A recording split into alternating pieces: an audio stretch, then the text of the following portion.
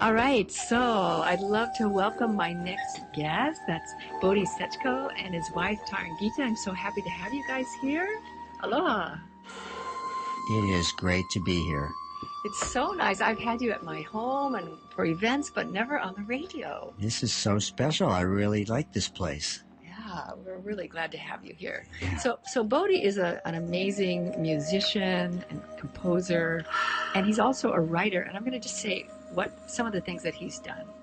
So he's written Body is Sky, which is poetry and photos, Spirit, which is original chants, The World is My Ashram, which is poetry, and his book that I have in my hand right now, The Tao of Music.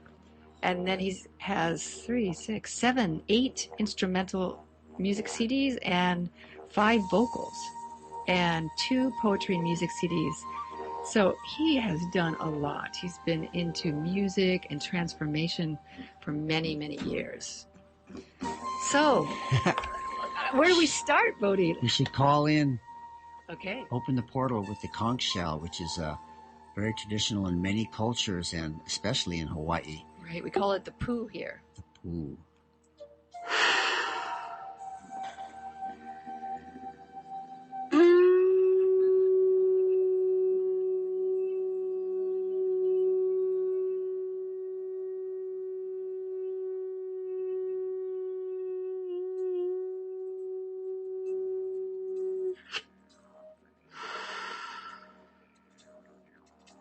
Breath is so important in music. Yeah, definitely. So let's talk about you for a minute before we go into all your instruments, because he has a table full of instruments he's going to talk about and play here live. So how did you get into not just music, but into transformational and healing music? Because you were a musician, in the beginning. Well, it seems like it's always been really the same thing since I was even very young. I always loved playing my flute out in nature, and listening to the sounds of nature always inspired me to come back and play my music. And so there was like this reciprocity between healing and music. And music, obviously, in all of its forms, is very healing. And so my music evolved into a place where it was used in spas and yoga centers and meditation centers and churches and chiropractic offices. So it's always been used that way. And it was only in the last few years as I became to recognize that more consciously that I realized that there is a sound healing component, a very conscious sound healing component. And there are many sound healing traditions around the world of which I'm learning now about how many there are and how deep they are. So it's been an evolution, but it started out really, in a way, unconsciously, subconsciously, as a very healing path. Right. Well, I remember when I first met you, and we went and got coffee at a place in Marin, and I was talking about, you probably don't remember this, but I do, about the archetypes, the archetypes of men and women, and how we actually hardly ever act out the archetype that can be so powerful, which is a woman being in service to the man and the man being in service to the woman in terms of what do we need. And when we just let go of all the stories, we become the archetype. And it was a really pivotal time in my life because I didn't understand the archetypes. I was in hypnotherapy school, and I had a spiritual teacher, and he'd been saying, you need to be more like an Israeli woman, or you need to be more like, a third world woman. And I didn't understand.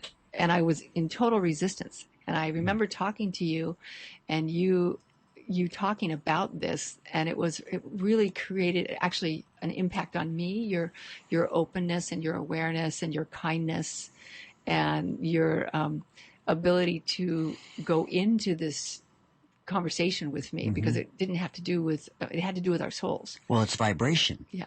And life is vibration. And so whatever topic of discussion we're upon, the vibration and the consciousness of vibration, the vibration of the consciousness influences our reality around us. So you tune into what is here, and then, like right now, I'm hearing sounds of machines behind me. I'm hearing your voice, and I'm hearing a little bit of the wind outside. So wherever we are, whatever we're talking about, we're paying attention to the energy. And that's the way we tune in to the moment where we are and become present, and we generate presence. So, yeah, music is life. Life is music, and that's what I wrote about. That's what I write about. And so tuning into the moment and changing my vibration is all I can do. I can't control the outside world, but I can choose to change my vibration to adapt to whatever situation I'm in and become present with that and harmonize, as it were. Yes. This baby has been like, the silver flute has been like my friend for a long time. And I love its pure sound.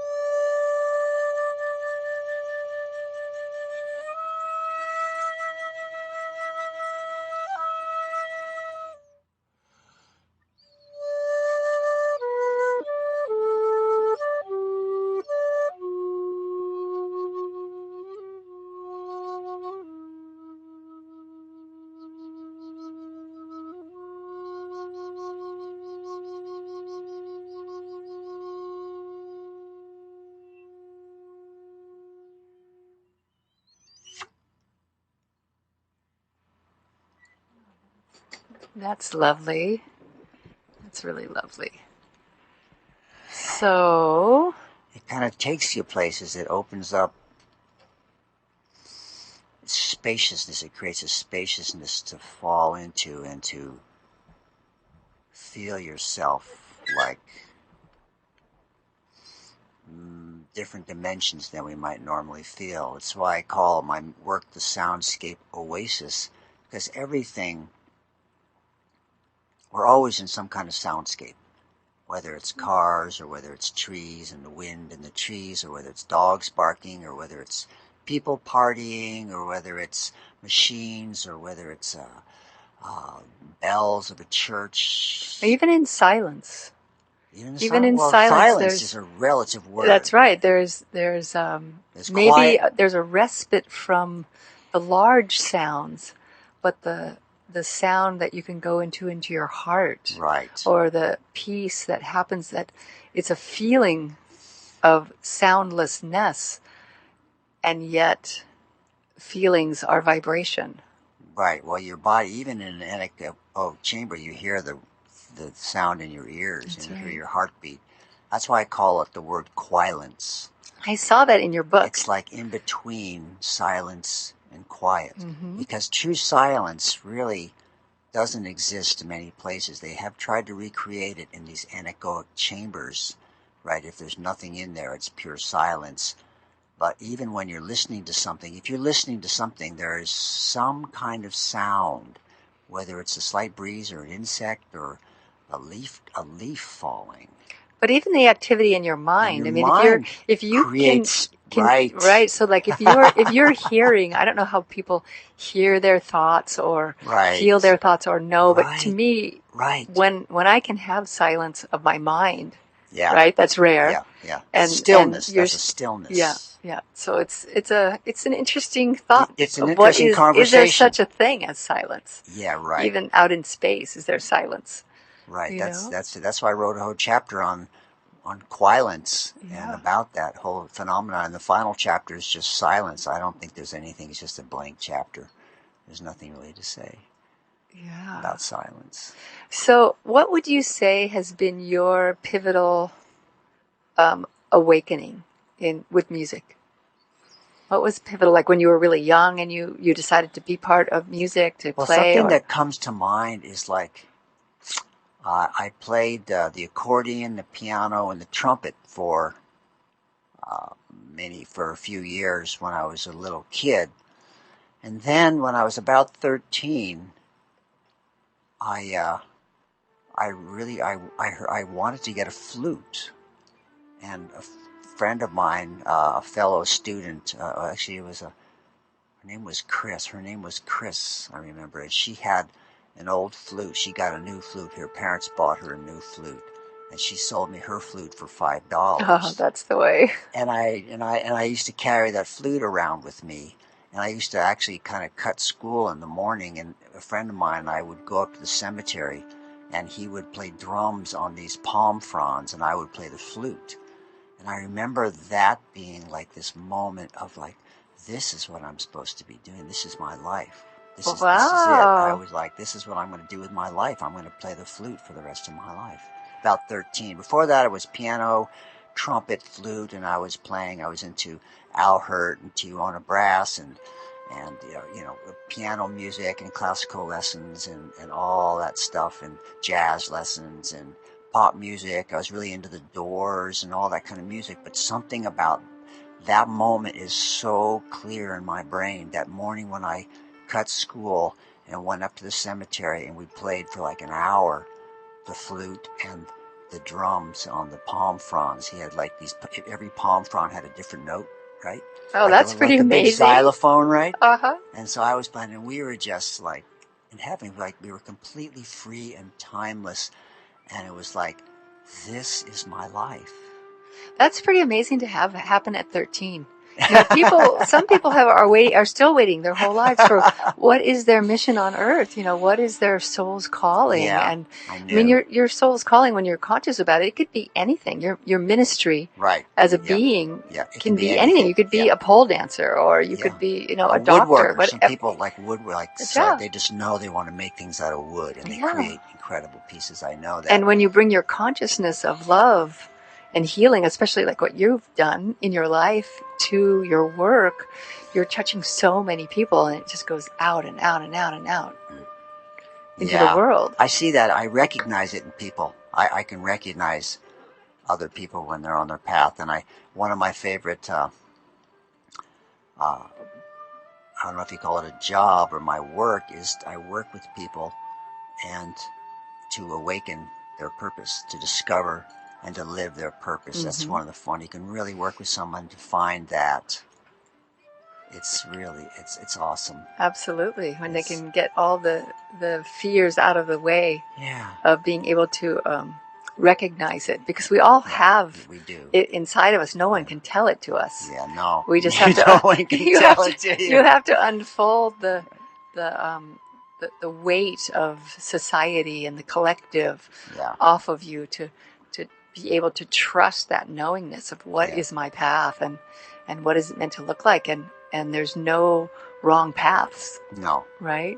No. And it's so beautiful to hold space for that, for someone to find and discover. It's so interesting because we were talking yesterday, remember, about devotion. And I was saying for myself how if I'm not, in that state of devotion, I was feeling like, well, why aren't I meditating so much? And, how come I'm not doing the chanting practice? And, and I'm busy doing things that are important. And I had to accept that I'm not who I was, who maybe only did devotions or only did those practices in other lifetimes. I'm here doing my work. I know I'm here on the planet doing my work and sharing like this, being able to have you come and share your mana'o and your love. Your program, your whole idea that it's a conversation. That's the best, because conversation, the art of conversation really is a very important art for humans, because that's where the most learning happens, mentors and students. The conversation that awakens each person goes, aha, aha, aha. They bounce back and forth. The chemistry, the synastry, the joint understanding of things, and then the acknowledgement and the confirmation and the affirmation of, oh, that you get that too. Oh, then I'm not alone in that thought. Oh, and then that awakens another thought, and maybe that's the thing. Maybe I can go down and explore this a little more. And the conversation connection is really where learning happens. That's right. I'd say where my spiritual teacher, we'd just go and talk. We'd all have lunch or we'd go for a long walk. And what you think the issue is you want to discuss, because this is what's showing up right now. But in actuality, when you have a conversation, other truths show up that are actually more important and probably more imminent. It's just a piece of the puzzle. That's right. And it's an important piece. Each piece is important. The puzzle is not complete if one piece is missing. Yeah, so I feel blessed in my work as a therapist, hypnotherapist. I can go anywhere with people. I don't have to. We can be driving up to KKCR. We don't have to be. We can be in the sound room. We can be there too. But we can be somewhere else. We can be on the beach. And allowing that relaxation to actually bring something else up. Yeah, I think we're all blessed, and you're blessed to share your gift with so many people. I'm feeling this instrument over here. Okay, we got 5 minutes, so. Okay, well, the ukulele is when I was studying with Tito, and I've been, following him, and I've been studying South American music for a long time, and they have this instrument called the charango, which is like an 8-string mandolin kind of instrument, and it has this beautiful stringed sound, and he always says that the stringed instruments basically open the heart portal. And so he always comes in with the charango, and then after I studied with him for a week, I went home to my ukulele, and I said, well, I could play that same sound on the ukulele, and I brought it and shared it with him, and he was like, that's it. He said, that, even better. And so it's like that whole idea of like this kind of beautiful chord progression that they use in South America, right? This kind of first he'll like blow into the instrument.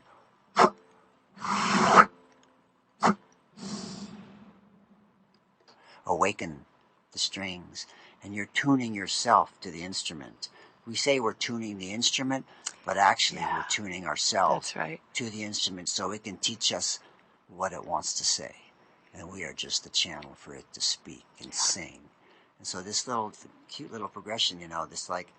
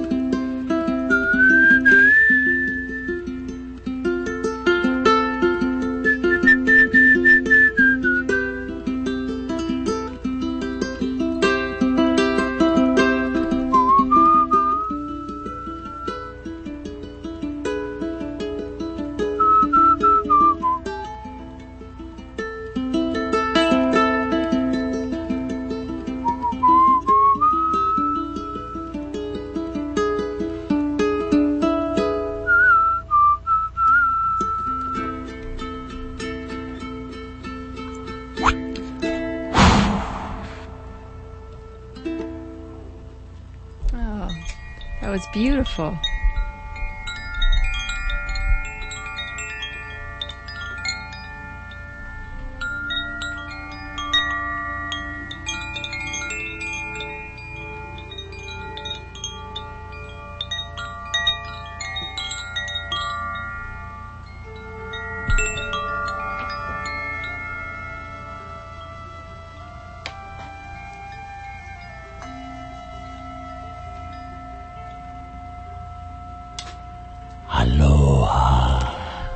Thank you so much for sharing your beautiful sounds and music with us. And I'm so grateful that you were around this week. I know, what an amazing synchronicity. I mean, how often do you have a slot open? I mean, come on, everybody wants to be on the Taj show. It was so perfect, perfect timing. And I so appreciate you coming. So I'm going to play one more song here of yours, and I want to know which one you want me to play, though. I have And people can find me at my website, bodhisetchko.com, and soundscapeoasis.com is a place you can get to. That's easier to remember, Soundscape Oasis. And be happy to answer any questions or reply to any emails or book a sound healing anywhere in the world. That's right. Right. You can do it over Skype. Hey, anywhere. That's a good idea. Or in idea. person if you're in the San Francisco area. Or you can just fly me over to Europe. That'd be no problem. So I have a choice here. This is all from an older album, but which album is that? It's Peace Is Now, or Forgiveness, or Love Is What We Are. I want to play one with Peace Is Now. Okay. Can you do Pieces those Now? I can do Pieces Now. Like the first one? The first track? Mm-hmm. I think so. Volume 1. That's the one I got. Pieces Now. Okay. So I want to thank you so much for joining us. And Tarangita, thank you for helping out over here on the side. She's being really helpful today. And we love having you and love to have you come back again. It's such a pleasure to be here, Taj. Always when I come to Kauai, you have to hang out with Taj. Tea with Taj. An important part of the ritual. Yeah, that's what we did yesterday. We had tea. All right, so this is Pieces Now by Bodhi Setcho. I'm sorry, I'm saying that totally wrong. Bodhi Setcho. Setcho. God, sorry about that. Here we go.